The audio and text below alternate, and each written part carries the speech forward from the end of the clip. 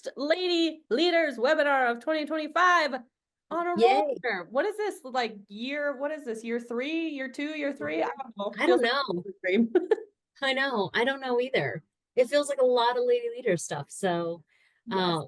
yeah, I don't know how many, but it definitely feels like a lot. But and I joke like I set the agenda usually like in December and send to you if like this is kind of what I'm thinking to talk about. And like I said, kind of like a weird prophecy, sometimes that's what things become really relevant. So I hope I forecasted correctly. I think so. I think so. Yeah. Also, I had to laugh because this agenda is a lot in a great way. You were like, I love goals. And so here we are. Let's get into it. You know what's funny is yes, I do love January in the sense of I do love the whole new year thing. And I think over the decades of being in dentistry and doing what I've done, like I think my take on it has changed. And as I was kind of typing out what really do we want to talk about? Yeah, it's funny how it's like brainstorming on paper. So you got a whole heaping book practically. I'm excited. I'm excited. But yeah, you know, obviously everybody knows with January and things like that, there's a large percentage of people, including our own team members, who perhaps have already lost track of their goals. So my thought process is, you know, we're now what, third weekend, fourth weekend to January. And a lot of times at this point, I can't remember what statistically it shows, but it's like a lot of us have lost track of it or we've lost the emphasis.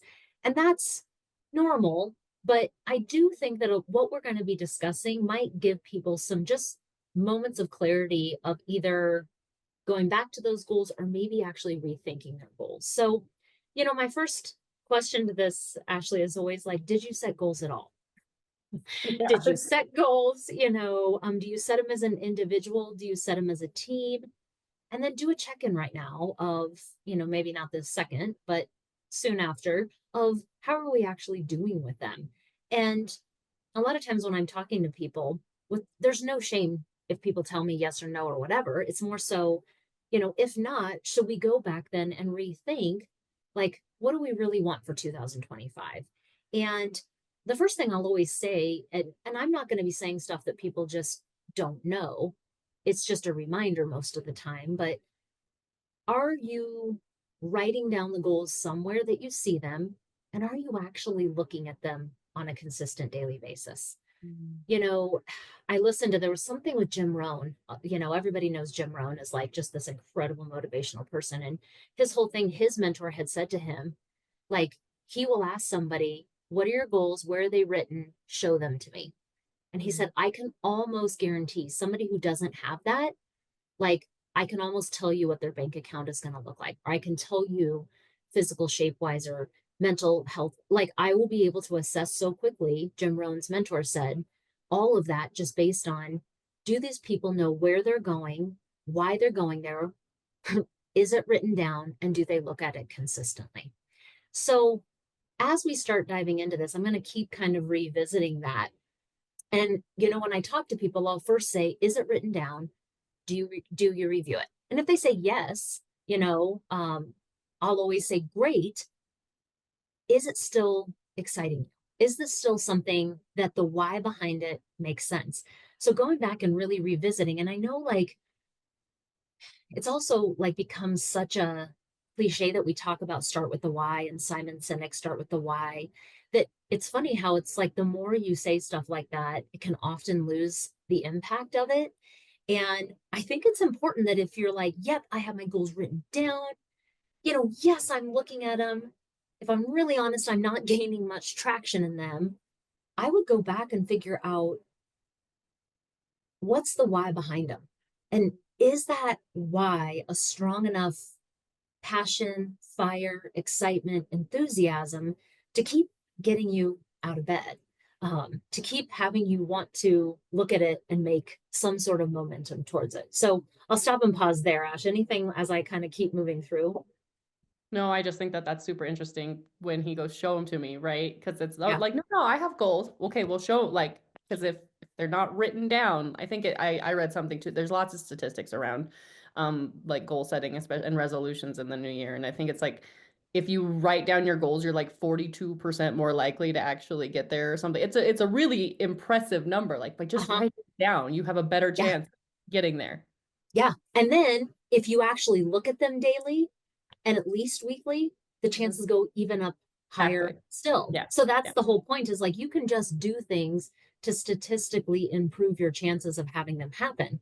But I say, like, if you've done those and you still are saying, I'm off track, or if I'm really honest, I haven't done much towards it, then I say, like, well, then it's very likely that the why behind it isn't motivating. Mm, It's, losing weight for the losing weight's sake right. isn't going to be motivating necessarily. And so sometimes I say, like, what are you looking to feel on the other side of it? I'm looking to feel happy. Well, what does happy mean? Or what does happy really look like? Or like dig underneath the thing to figure out why are you actually wanting to do that? And I think we'll talk about it, later, but I do say, like, is it a end goal or is it a means goal? Because a lot of times it's like, I want to lose weight and we'll stop there. I want to lose weight. But that's really, a means goal. So Right. that, and that's what I say is like, followed up with so that I can wear a swimsuit in Mexico and feel confident. So that, so that I can feel good to my spouse. So that, and like keep following it as far as you can. And ultimately you'll get to really what is the why behind it. And I tell people if you can link the goal to that final end goal of that end being goal of really what the why behind it is, it's a much more motivating factor that we can link to the goal. Um, and then a lot of times, when I work with dentists, and I just had a whole bunch of calls today, and it was funny that a lot of times the goals are big yearly goals. And I had somebody who said to me, oh, that feels just so daunting, and it was like, I can't remember $2 million in revenue going from say 1.5 million. And one thing I did say is, it's amazing what we can imagine that we can get done in that year. But really, I say, like, I know for myself, I really enjoy taking a year goal and breaking it down into quarterly goals. I love, love, love 90-day goals. They're my favorite. And I've just seen them work so much better for myself and for a lot of people that I talk to because sometimes that goal, we have a really strong why behind it, but we haven't necessarily broke it down to what does it look like in 90 days and giving ourselves a permission to reassess, just like we're doing right now, as we're going.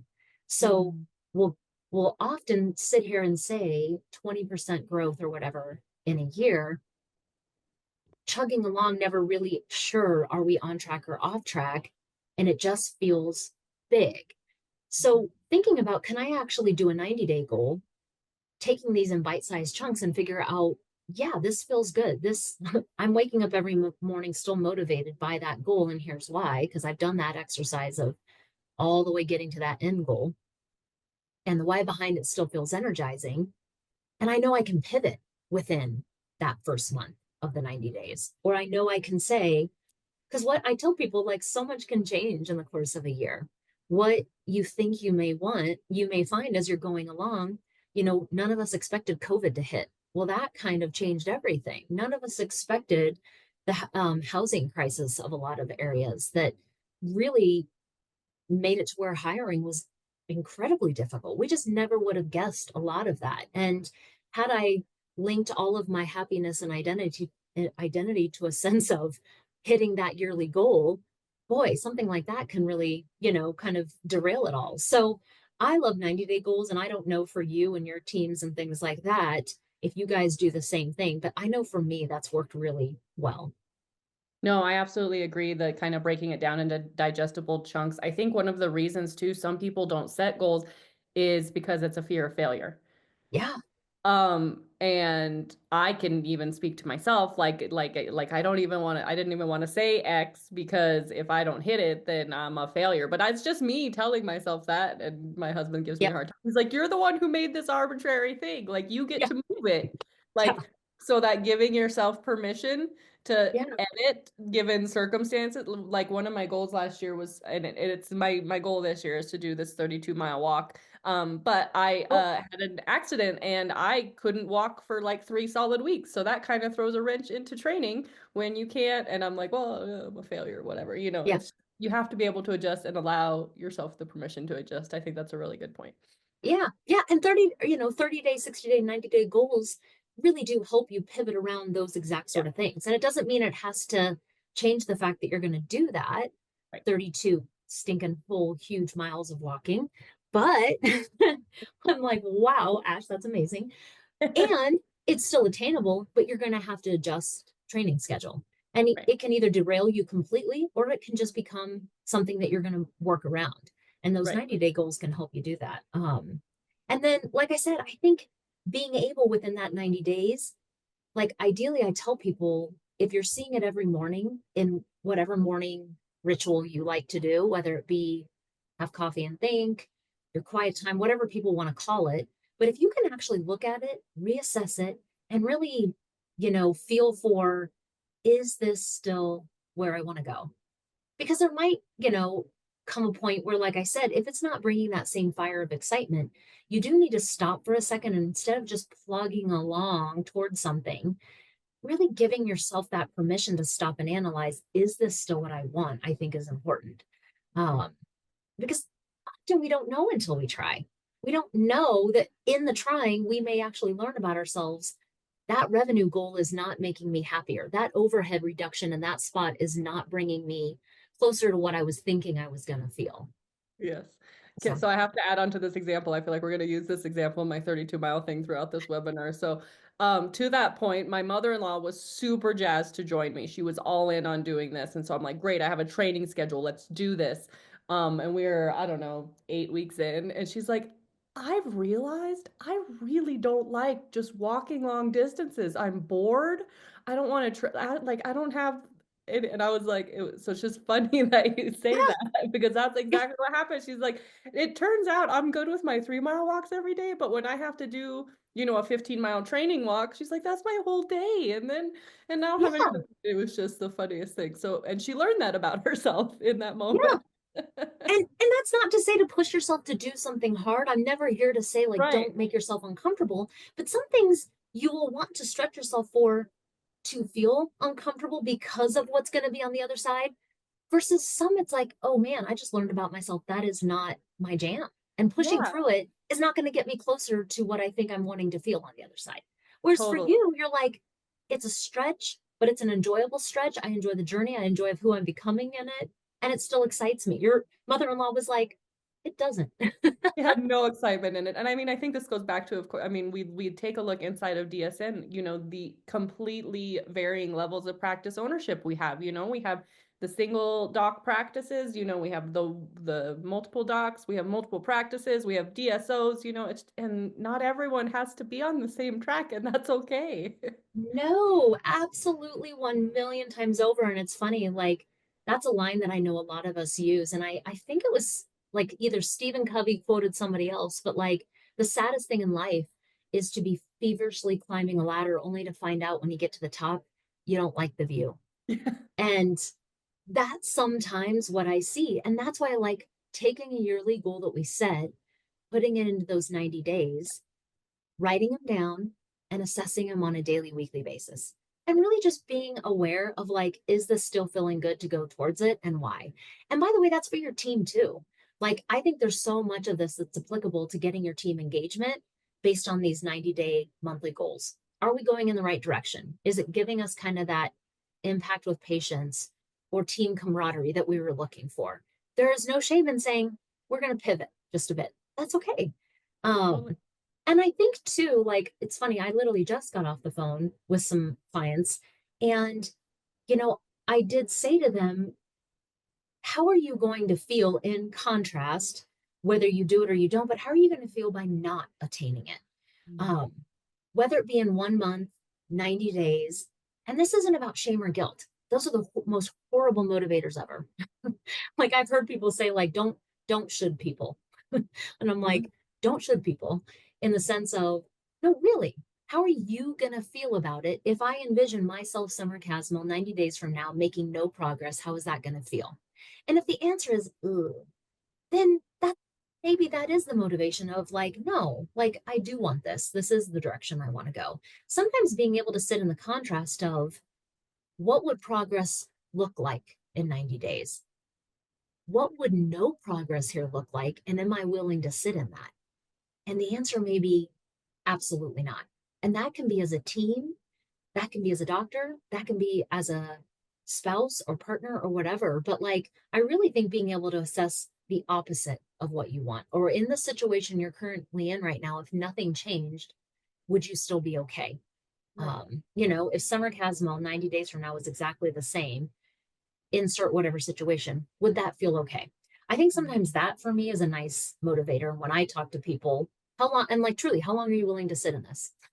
And these two people were like, we're done. We got to come Yeah. up with something. And I said, great, let's write it down then. Like what are we willing to do and what are we not willing to do? I think. But people really will move if either I think that pain is enough, right? We only move for multiple reasons, but the main ones are pain and pleasure. And like we're going to move because the pain is enough, or what's on the good thing on the other side, the feeling we're hoping to gain pulls us enough. So we either move off of the pain or towards something that's good. And that's what we have to stop and reassess sometimes. If we're willing to sit in that pain any longer, and is the pull of moving to the other side enough to make us move, whether it be as a doctor, team, whatever. Yeah. Anything else there before I? Nope, I agree with all of that. Yeah. Yeah. Nothing from your 32-mile walkness. No, we don't Pain. have a, let's go to the next one. Let me see how I can tie in my I 30. know. I know. I know. I love it. I'm so excited you have that big of a goal. But yeah, I mean, like I said, there's nothing that we're going to be discussing now that isn't going to be things people probably haven't already heard. And I never assume that I'm saying anything that's like so mind-boggling here.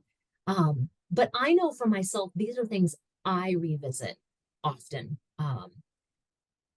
So much of, and I say this all the time, like so much of what's incredible about goals is really the journey of who we become walking through it. And I say all the time to my team, like, gosh, sometimes us just having these goals is making us different from where we are right now, just as people, as a team. And we all know what that feels like when you work towards a common goal, whether you achieve it or not. That feeling of who you're becoming is ideally what we're looking for. So, if you can, in your morning, like I said, rituals, as you're looking at these goals, you know why you want to do them, being able to kind of feel into who will I be? Who will Summer Caswell, who is Ashley going to be in 90 days or whenever you end up hitting that goal, something's going to be different. Mm. You're going to feel different about who you are, what you can accomplish, and things like that. So, why is it important? Why is it important? Who are you going to be on the other side?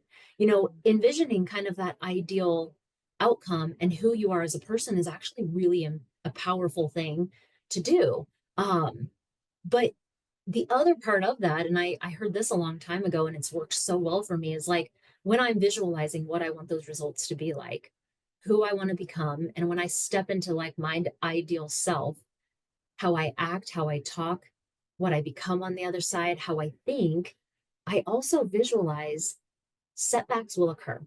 There will be obstacles coming. So if I think through as I'm visualizing what are the most likely obstacles, I can actually almost say to myself, how am I going to react in them?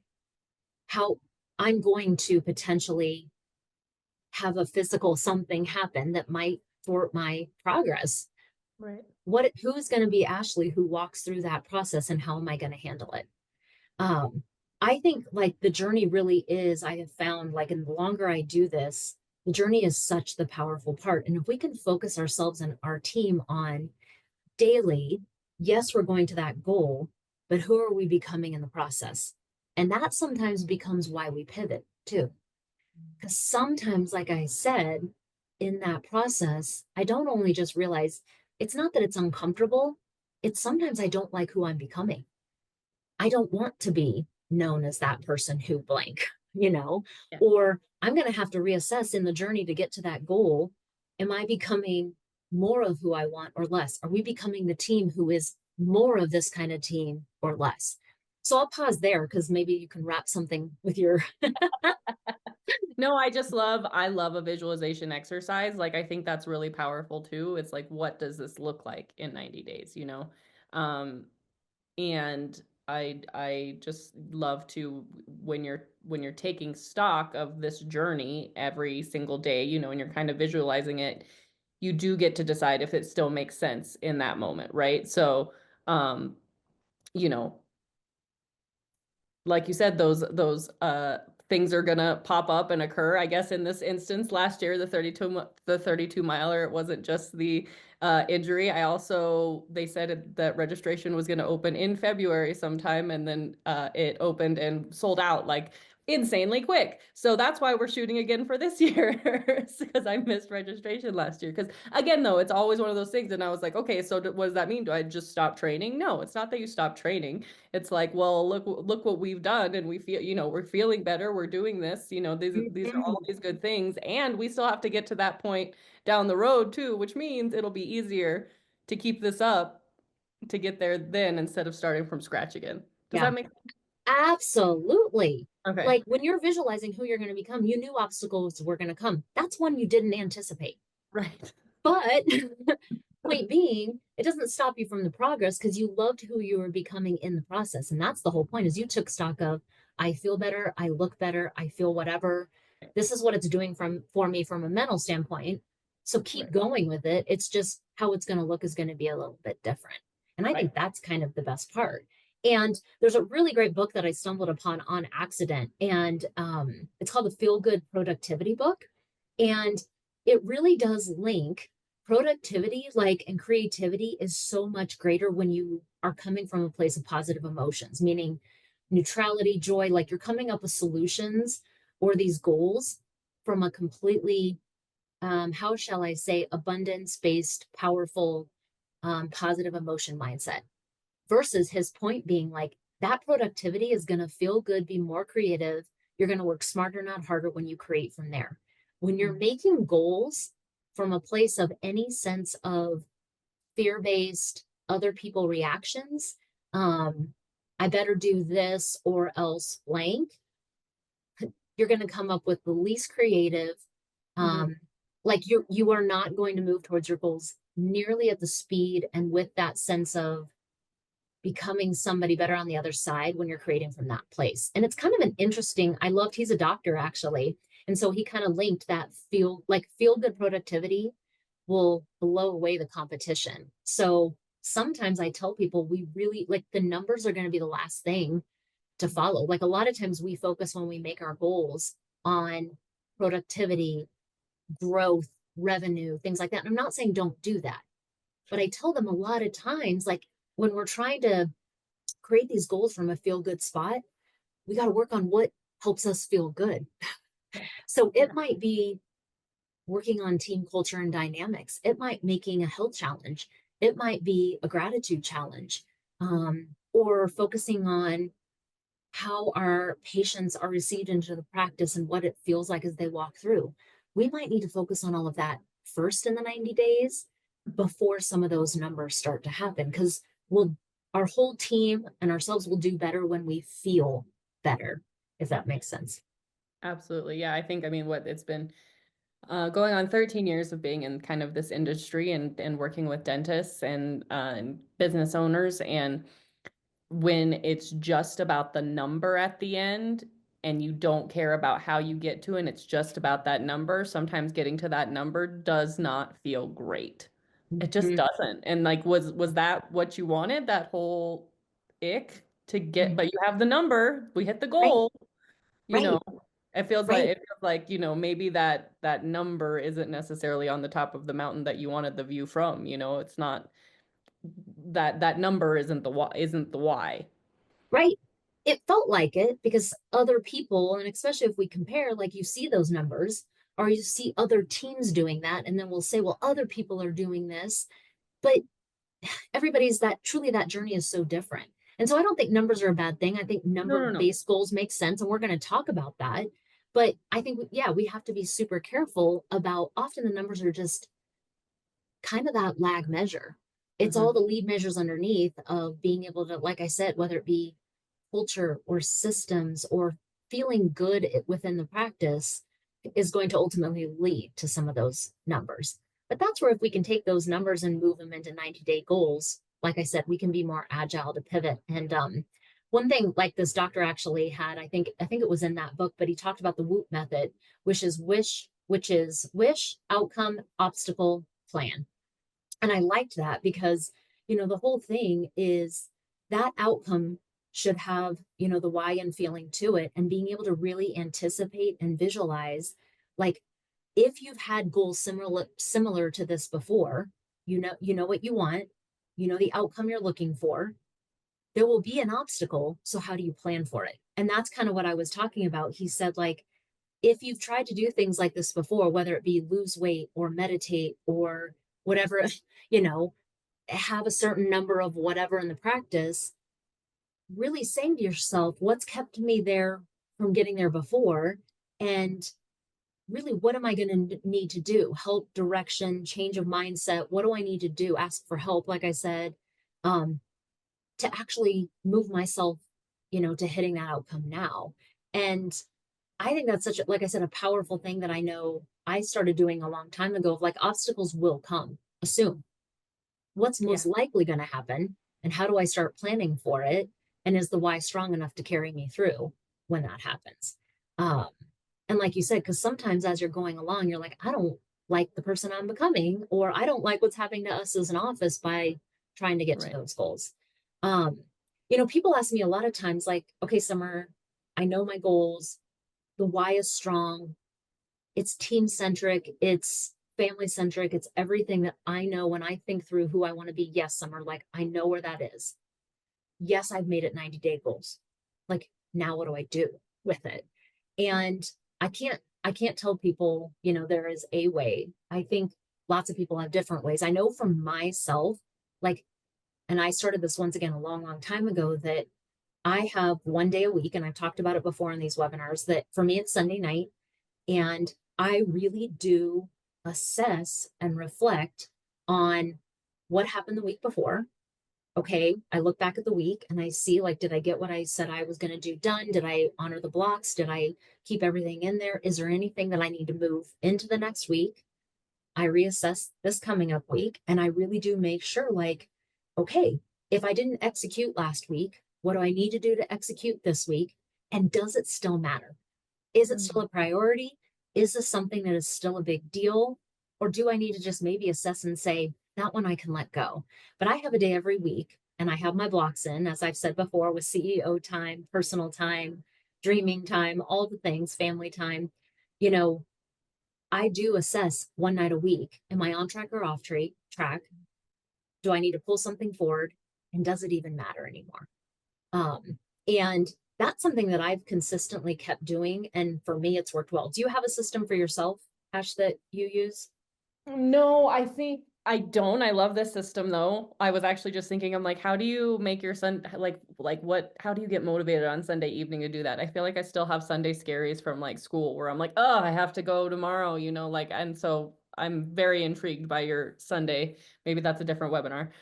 Yeah. But just going back to I know that the times I have accomplished my goals is when I have like that reason to get through. And I know we keep going back to it, but like the times that I have like that, that date, if there's a specific date that something has to get done on the calendar and it's, Hmm. within that a realistic time frame too, like that 90 days, that's when I'm more likely to accomplish those goals. Yeah.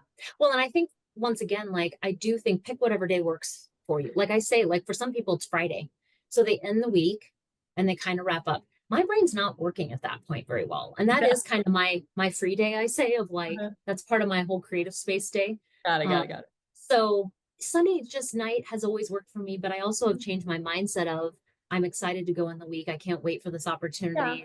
You know that's what I mean? Like yeah. I'm sure it's just, yeah, my mindset. But I tell people Taking notes over here. I need to. I'm like, I get to get all of like I get Yeah. to work on these things. I get to reprioritize. But I will say, like, pick the day that makes sense for you. And that could even be, I know for Debbie, she likes to use, I think she said Monday morning. And she Mm, starts super early, just like you do, of like she is ready and at her desk at 7 a.m. And that's she's gonna spend the first hour looking mm. back, prioritizing this week. She always sends kind of her agenda every week as to what she wants to accomplish, analyzing it towards that 90-day goal. I think it's just more so the consistency. When is up to anybody. But I don't want to, gloss over, like, make certain, like, do I still really want this? Am Mm, I okay if I let this go? Or does it still matter? Am I going to have to be uncomfortable, whether it be a conversation or something this week? And am I willing to walk through that discomfort? Because a lot of times, what I find is when I'm assessing those things, I have to be really honest that sometimes it's the discomfort of having a conversation, something like that, that I keep wanting to push to the next week. And so I do on Sunday night say, man, I didn't execute. If I'm really honest, this is why. I got to get this done. What is going to change this time for me to execute? And that's what I do think we have to reassess, because yeah. sometimes that discomfort that we're going to walk through, like, we have to be able to say to ourselves, it's closer to who I want to be, what I want for this office. If I didn't execute before, what's going to change this week to make it Yeah. happen? And I think that's often the process that I still have to walk through sometimes. That's a really good tip. I love that.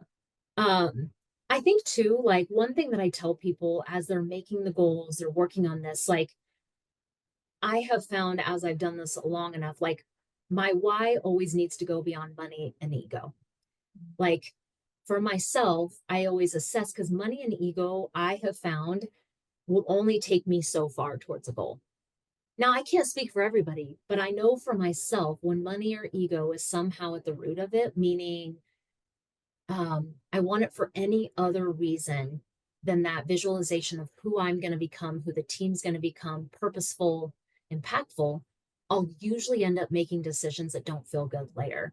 And I tell people, I'm not saying don't make goals centered around, like, yourself in the sense of health or mindset, especially as it pertains to purpose. Yeah. Often we all know, like, if we're not taking care of ourselves in a purposeful way, we can't be a purpose to others.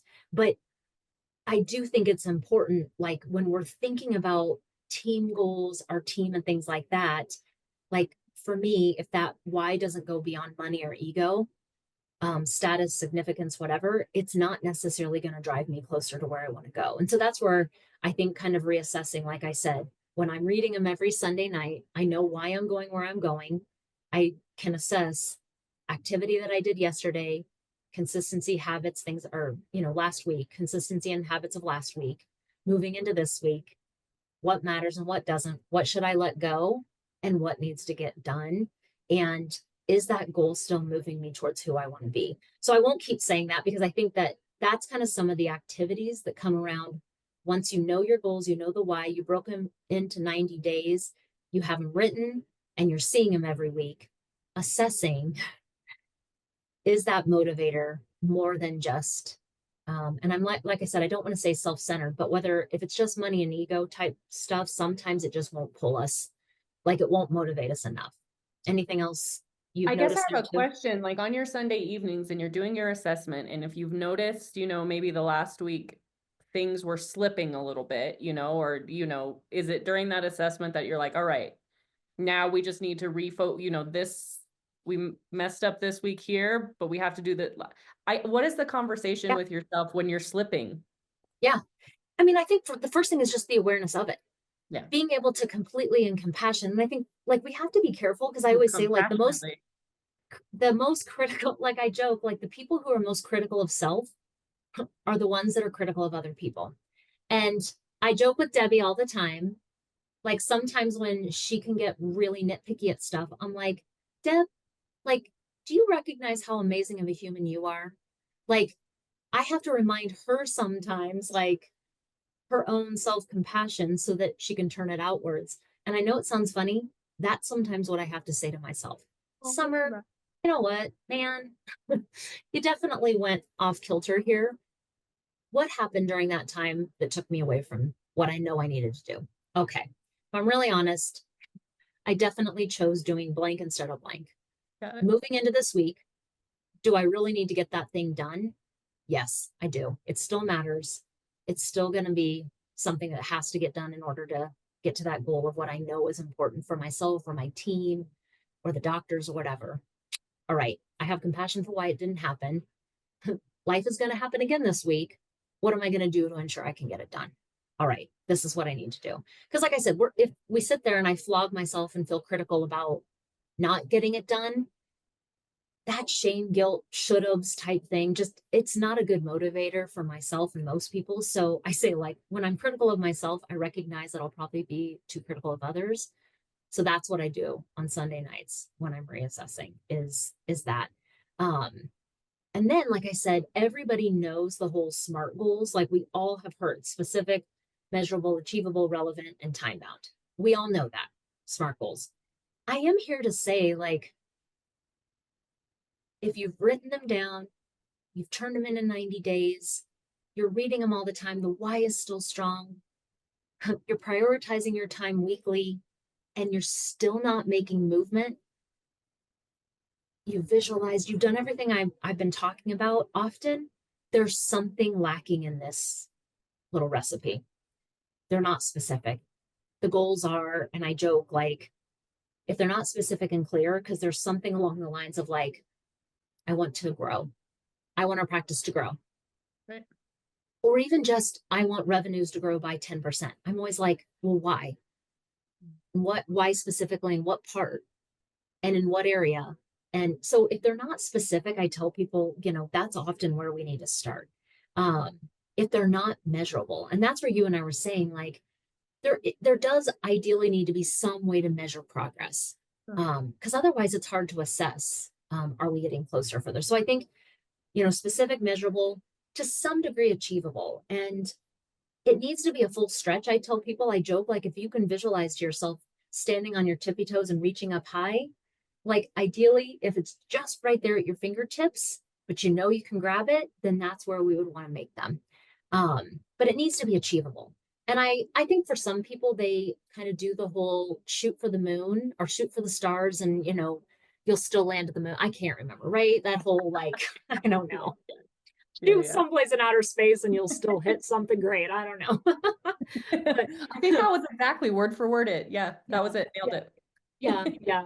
That's a quote right there, right? But my point being, like, I think I think do what makes sense for you, but I know for most people we need to have something specific, measurable, and to some degree achievable with a full stretch. Um, it needs to be relevant. And that's where I do think really reanalyzing every week, every month, does this still matter? Is it still relevant to who I want to become, who I want this team to become?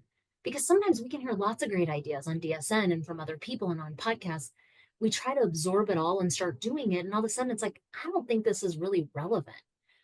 So is it relevant? And then is it time bound? And you mentioned it. You have goals as to, I need to get this done, even if it's self imposed. You're going to make a timeline for yourself. You're going to say, Ashley, I need to get this done by blank. I need 15 miles under my belt by blank. Now, you might give yourself some wiggle room, to get it done sometime within there, but you have time bound deadlines. And I do tell people, I think SMART goals still work. So if you've done everything, but as you're working through that whole SMART goals, specific, measurable, achievable, relevant, time bound, make certain that all of those are still clear and make sense and you can to some degree track them. And then, the next part is, past that, do you need help? And I know for myself on Sunday nights when I'm assessing, am I on track? Am I off track? What got in my way last week? I've worked kind of through this myself. Sometimes, if I'm really honest, I just need help. And that can be mentors, coaches, brainstorming. You and I have done it where you'll say, hey, what do you think here? I'm just Yeah. having a moment, You get And 6 a.m. text. Hey, yeah, what idea. would you And then you never hear from me again, but you yeah, just get random texts from me. yeah. And that's where I'm like, oh, of course. Or I'll say, hey, actually, what have you done here? Or Yeah. what do you do with assistance here? Because sometimes we just need help. And for some people, they need the accountability. I have some people in my life that I know when I'm going to go back to them, they're going to expect me to have a certain level of things worked through. And I appreciate that. Uh, Sometimes, if I'm really honest, as I work through this stuff with people, it's mindset help. It's mindset of abundance mindset versus where am I having fear-based mindset? Maybe you need help there. And then I say, like, who's the group around you? And that's why DSN can be so powerful. But being really careful, I think you and I can both attest. We know that whole you're the average of the 5 people around you, blah, blah, blah. But, you know, it is important, like the influences you're getting. And I say, like, who is somebody that genuinely we can look at certain people and say, I love their outcome of what they got, right? But I say, are you willing to do and be everything that they had to do and be in order to have what they have? Mm. You may figure out that's actually not Right. what you want. And Right. so being careful to surround yourself by people who maybe they have the outcomes, yes, but who they're being and what they had to do to get there, that feels totally in alignment with who you are and what you want to have to do. Yep. Um, but giving large amount of time to things that aren't going to matter, I think, you know, we both know can end up just being a huge time suck and waste. And that's why people say being careful with social media and things like that, because you might actually end up getting in groups that aren't aligned with where you're going. Um, so yeah, smart goals and asking for help. I think those are kind of the next parts of it. What do you think, Ash? Yeah, that's I can just mirror what you say there. I thought, Yeah, yep, all of yeah, that. I yeah, yeah. And it's somewhat a little bit fluffy, but it's like it is really true. And I was thinking to myself, like, what are examples that I hear a lot? And it is like I hear a lot of times as dentists, they're setting their goals for the new year. And a lot of them are, I want this many new patients. I want triple the new patients. I want growth by 20% and a happy team. And I'll say, like, what's growing right. specifically? Yeah. Like, like, what does that mean? What are we growing specifically by 20%? Why did you come up with that number of new patients? Was it just arbitrary? Um, and like I said, I'll probably start to analyze, what does a happy team look like? That's what I was about to say. Like, what does that look like? Yeah. What Yeah. does that mean? People come in prepared? Does that mean they end on time? Does that mean in your mindset they're able to add same day treatment? Does that mean they're engaged? What does that mean specifically as much as possible? Yeah. Um, and then, like, we really will most likely come up with some sort of way to write it down, create SMART goals, and growth doesn't always need to be numbers based. Right. I one of my favorite ways to grow is through reducing things by simplifying. Um, That's a you really know, great one. Yeah. And I tell people all the time, like a lot of times in my practices, I figured out not how to do more. I figured out how do we do less? How do Mm, we do less and get the same results? Would that yep. be growth? If my Yep. overhead's already at whatever percent, like is squeezing that down going to make me more of what I want? Nah, Not going to make the team happier? yeah, yeah. And that's where I'm like, I don't think so. So at least not for me. So can I actually grow by simplifying or minimizing or whatever it may be? But I think a lot of times we want to reproduce other people's results. And so like when I think of examples I hear, like I said, it's team engaged or team happiness or my culture being great. We're going to get specific on what that looks like, and we're going to walk through to some degree those SMART goals. We're going to come up with the why. We're going to up with why does it matter? Who are you on the other side? What does your team look like on the other side? We're going to set some sort of consistency of looking at them, self-assessing them, and really saying to ourselves, honestly, like without any sense of shame, are we getting closer or further? Is it feeling good or is it not? Are we becoming more of what we want or less? And do we need to pivot? Because we thought through the obstacles of, yep, I anticipated this was going to come up when I was trying to have my teams better prepared for morning huddles by doing blank. I knew this was going to come up. And so we're going to work through then. We talked about this might become an obstacle. Let's try this and see what happens. And as you play with that and work through it, does it feel good still? Does it feel like we're making progress? And if not, is it a team conversation or what do we need to do? But I think a lot of times goals become this arbitrary. We either put them out there or we don't. We might write them down or we don't. But a lot of times we never really stop to assess why have goals in the first place for ourselves, our team, whatever. Do they really matter? Is the why behind them strong enough? Is it ego or money based? Is it really getting me closer to what and who I want? How do I actually pivot in that 90 days? And how do I make them actually realistic and occur? And I think that's what my hope with this webinar is, can we go back, look at what we've written down and really reassess? So what do you think, Ashley? Um, you're just on it today, Summer. I mean, I'm sitting here thinking, the back to the why. Um, I love what you said in that it doesn't have to be more. I love that it's like that, like the less is more, right? Like how can we do less? I think that's a really great example of setting kind of an unconventional goal. Like like you said, you hear these numbers and stuff all the time. I realized too, as I was doing the stuff for this walk, like at first it was about, I was like, yeah. Well, the reason why it first started as was because I was like, I want to do a marathon, but I hate running. So Mm-hmm. if I can walk even further, then that's cool. And that's why it originally started 2 years ago when this all came about. And then, my why became, you know what? I just want to be stronger. I just want to feel stronger. And when I realized that like that was the why in the I want to feel stronger, like then it was more motivating than the I'm gonna just do something longer than Oh, run yeah, because I hate running and I'm gonna prove I don't know, that was some weird ego thing conversation I had in my head. right, So I think right. you can be a little bit creative about this process, I guess is where I'm going. Mhm. Yeah. And yours are going to look different than somebody Yeah. else's. Your whys are going to be different, And that's where it's like, man, that's my whole, when I'm doing this with clients and we're walking through it, and I'm kind of using a lot of what I just said, and this is exactly the process I walk through, I'm always like, you get to choose whatever ladder you want. Mm, You don't have to choose the same ladder to climb as anyone else. And that's the beauty of it. And I always joke, like, man, at the end of it, I joke, like, you're not gonna be standing with Mark Costas or myself, or, like, you're not yeah, gonna be standing with any of us assessing this. It's yeah, gonna be you with you being able to look back at the legacy that you created along the way and enjoying the journey the whole time is the hope. And that's why I always will caution people, like, are you enjoying it? Not all the time. I get it. It's dental ownership, it's practice ownership, but like, let's build this to where the why really is motivating in the sense of at the end of it, you're going to look back, you're going to look at the view from whatever ladder you climbed and be proud of the journey, proud of who you've become, the people that you've grown around you, and the legacy that you've built.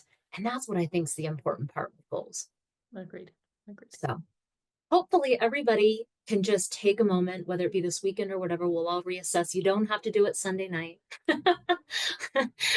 Just know that I I may will be. try this though. I like the idea of it. Maybe I need to rebrand my Sunday scaries, right? Like I've been out of school for just a couple of years now, not long at all, just a No, skosh. right. I just and rebrand my Sunday. I kind of like this idea, so I might take that from you as well. Yeah. I have some Yeah. notes here. I know my mindset is I can't wait. It's almost like a new year. I'm like, I can't wait to start a new week. And I'm so excited to actually get to Oh, I work on love these that. things. So, I love that. Thank you, Summer. yes. Well, yeah, No, that's it. I was just going to say, no, thank you. I appreciate always your input and all of the things that you give. So thank you. of course, of course. Well, I'm super excited to be here again in another year with you for our Lady Leaders, not just for ladies, webinar series. We'll be back with you next month, so keep an eye out. And thank you again, Dr. Summer Casmo. Yes. Yes. Thank you. We'll see you guys all next time. Bye bye. Bye.